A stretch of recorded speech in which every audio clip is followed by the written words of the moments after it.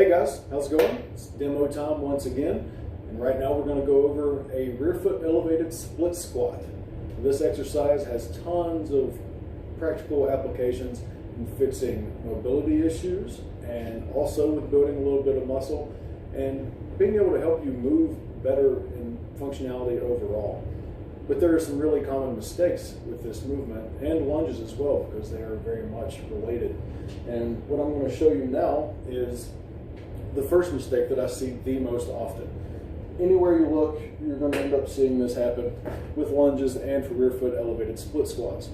If you look from the very front, you can see that my back foot is posted directly behind me and my front foot is directly in front of me, which means my base of balance is actually really narrow.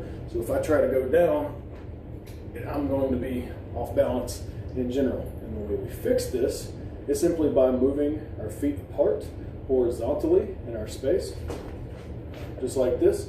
So now I have my right foot back behind me.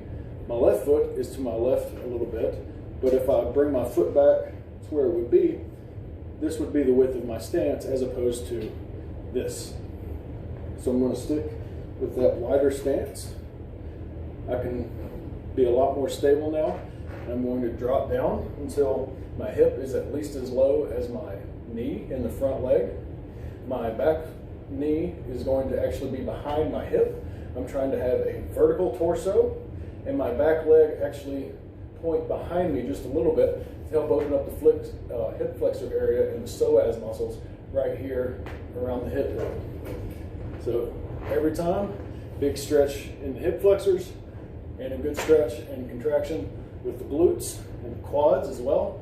If you want to emphasize the quads more here, bring your foot back closer to your back foot and you can get more knee flexion going forward. Just like that, and that will give the quad just a little bit more work. The same thing goes for lunges. Instead of stepping forward or back, it doesn't matter. If your feet are lined up and you're essentially tightrope walking, you're going to have a lot of balance issues. So you actually want to be split in this way.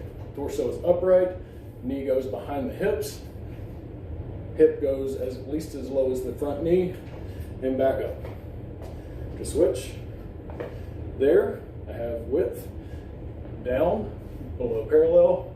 Knee does not touch the ground because that only causes patellar tendonitis possibilities, and it also takes tension out of the muscles you're working. So you don't want to do that at all. But if you have any questions on those, just let me know.